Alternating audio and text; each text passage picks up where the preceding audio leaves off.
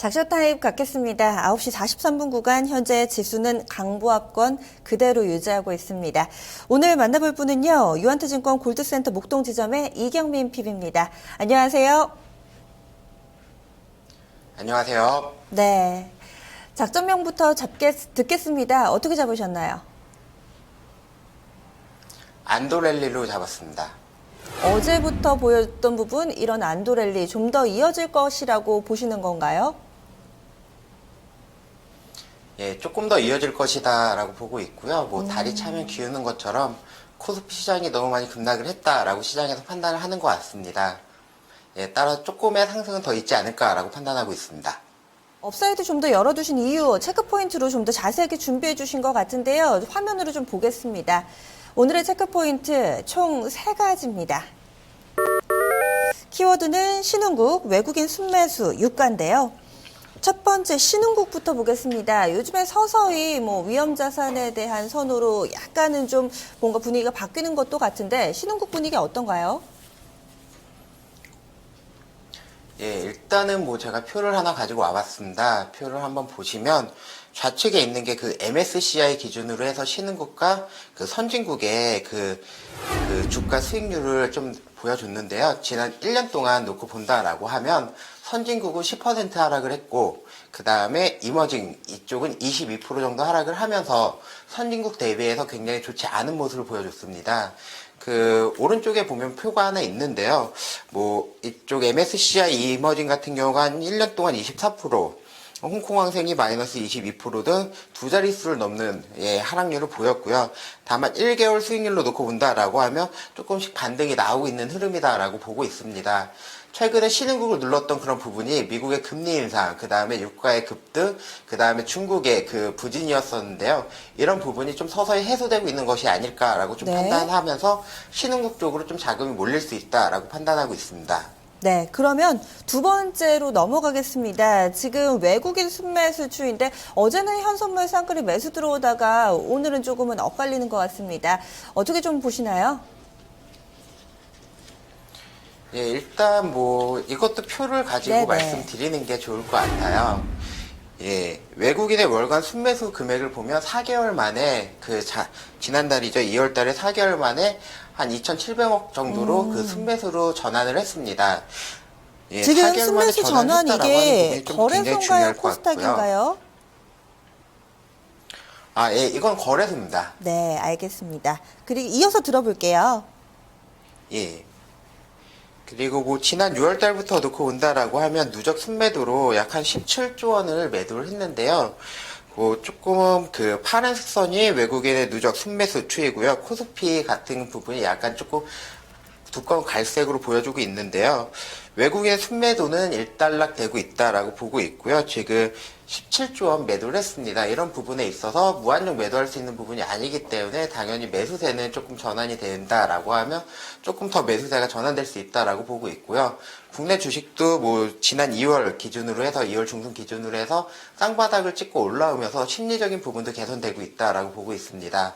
최근에 글로벌적으로 앞서서 말씀드렸듯이 미국의 금리 인상이 연기될 것 같은 그런 움직임이나 아니면 중국의 양의 기대감, 유가의 바닥 기대감 이런 부분이 시장에서 좀 녹아져 있는 것 같고요.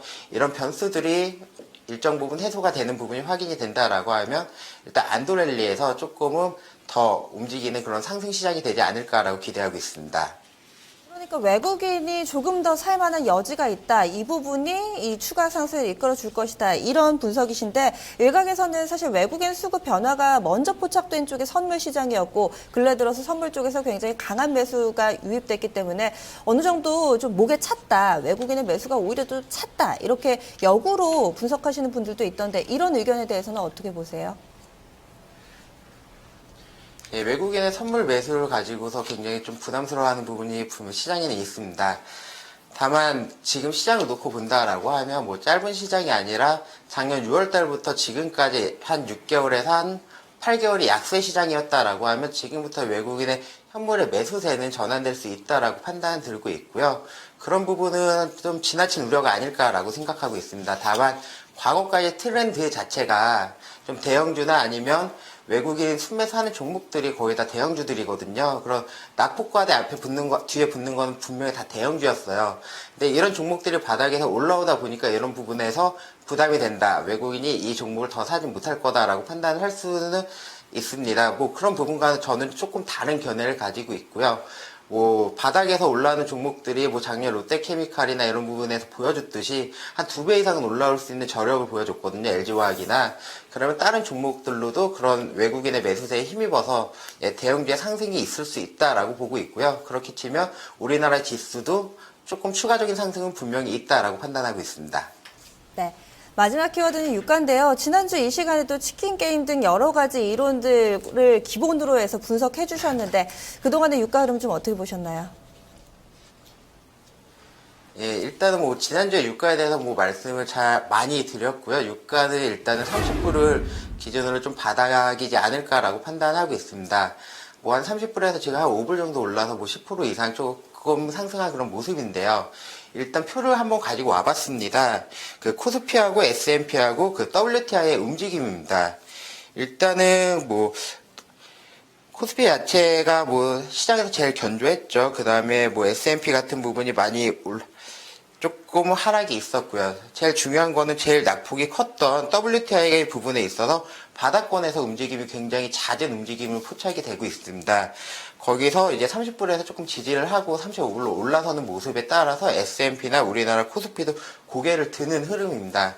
이런 유가의 상승세가 일단은 뭐 40불에서 한 40불대 초반까지도 좀 나올 수 있기 때문에 이런 부분에 있어서 시장에서는 악재로 작용하지 않을 거다라고 판단 들고 있고요. 오늘 같은 경우 뭐 미국의 셰일 업체들의 감축하는 부분이나 아니면 뉴스에서 산유국의 한 75% 정도가 뭐 산유량을 좀 동결했다 이런 뉴스가 있었는데요. 이런 부분에 따라서는 유가의 바닥권에서 일단 올라오는 흐름이 나오고 있고 긍정적인 이슈가 나오고 있기 때문에 유가에 대해서는 뭐 더 이상 염려하지 않아도 좀 될 만한 시점이 아닐까라고 판단하고 있습니다. 거의 저희 매일 다른 작전 타임 감독님들과 이야기를 나누는데 이제 유가 얘기 좀 덜 나올 것 같기도 합니다. 자, 그럼 전략으로 넘어가겠습니다. 이렇게 쭉 이야기를 좀 나눠봤는데 오늘장 어떻게 좀 대응을 해볼까요? 예, 일단은 우리나라 시장은 좀 많이 안도랠리가 펼쳐지고 있는데 해외 시장은 뭐 이머징 쪽에서는 그렇게 썩 좋은 분위기는 아닌 것 같습니다. 다만 이런 쪽에서 뭐 투자의 기회는 분명히 있을 것 같다라고 판단이 들고 있고요. 2월 29일부터 그 비과세 펀드 계좌를 통한 해외 ETF, ETN 이런 부분이 매매가 가능하기 때문에 비과세 펀드 계좌를 통한 해외 ETF에 한번 관심을 가져보시는 것도 좋을 것 같습니다. 우리나라 종목과는 달리 해외 ETF 같은 경우는 그 배당소득세로 해서 15.4%가 과세가 되고 있거든요. 다만 이쪽을 통한다라고 하면 매매세 외에는 세금이 발생되지 않기 때문에 조금 더 수월하지 않을까라고 판단하고 있습니다. 얼마 전에 관련해서 이 뉴스가 상당히 좀 많이 났었죠. 비과세 해외 펀드 쪽, 뭐 지점 쪽에도 문의 좀 있나요? 어떠세요? 보시기에? 예, 지점의 문의는 굉장히 좀 많은 상황이고요. 29일부터 시행이 됐기 때문에 아직까지는 좀 잘 모르시는 고객님들 좀 많이 있으세요. 이쪽 부분에 있어 간단하게 말씀을 드리면 그 내년 말까지 가입이 가능하고 내년 말까지는 입금과 출금이 자유롭습니다. 10년을 꼭 유지하지 않아도 되고요. 입금 기준으로 한도가 1인당 3천만 원이고 자격 제한이 없기 때문에 3천만 원 한도 내에서 ETF를 매매하든지 아니면 해외 주식형 펀드를 매매하셔도 전혀 무방하고요. 그 10년 한도거든요. 그래서 내년 말이 지나는 시점부터는 출금은 언제든지 가능하지만 입금은 제한되는 부분이 있습니다. 그래서 이런 부분 참고하셔서 매매하시면 되실 것 같고요. 고객님들의 문의는 굉장히 많은 상황입니다. 그럼 파생 상품 외에 주식에서는 어디에 포커스 맞추세요? 예, 일단은 외국인이 지금까지 매수했던 종목 한 25일부터 조금 추려봤는데요. 예, 외국인이 매수했던 대형 종목, 그 다음에 삼성물산이나 현대차, SK텔레콤, 포스코, 한국전력 순으로 외국인이 매수를 했습니다. 이런 부분에 있어서 조금 조정이 나올 때 외국인이 매수했던 종목을 한번 매수해보는 것도 분명히 좋은 전략이 될 것 같고요. 이 외로는 뭐 지난주에도 말씀드렸듯이 순환매를 이용을 하면서 오르지 않았던 섹터, 뭐 오늘은 조선 쪽이 좀 되는 것 같은데 이란 수주 기대감으로 이런 부분으로 해서 순환매적인 관점으로 좀 접근해 보셔도 좋을 것 같습니다. 그리고 그 밖에 주고 싶으신 뭐 투자 팁이 있을까요? 예, 뭐, 그 밖에는 뭐, 지난주에도 말씀드렸던 유가 관련 종목들이 될 것 같아요. 유가는 앞서서 말씀드렸듯이 지금 시장에서는 반신반의하는 것 같습니다. 유가가 정말로 바닥을 찍었는지 아니면 여기서 다시 되려 무너지고 10불까지 갈 건지에 대한 그 논란은 굉장히 많은데요. 유가가 100불 넘어갔을 때는 유가가 200불, 300불 간다라고 하는 전망이 분명히 나왔었고요. 유가가 100불에서 50불, 뭐 30불 이렇게 떨어지니까 10불 간다라는 전망이 최근에 나오고 있는데요. 이쪽 부분은 조금 지나면 해소되지 않을까라고 생각이 들고 있고요. 조금 뭐 단기나 중기적인 투자 관점에서 유가 관련된 종목들은 분명히 좀 보시는 게 좋을 것 같습니다. 그래서 유가 관련돼서 뭐 ETF나 ETN 상장되어 있는 것들이 있죠. 이쪽 부분에 조금 관심을 가지시는 것도 좋을 것 같고요. 석유화학이나 아니면 신재생에너지, 뭐 지난주에도 OCR 좀 말씀드렸는데요. 이런 부분도 괜찮을 것 같습니다. 종목으로는 SK이노베이션이나 GS, 금호석유, OCI 이런 부분이 좀 좋을 것 같습니다. 오늘 작전 타임 말씀 고맙습니다. 예, 감사합니다. 다시 한번 정리해 보겠습니다. 오늘은 안도랠리가 조금 더 이어질 것이다 라는 판단하에 작전명 이렇게 좀 안도랠리로 잡아봤고요.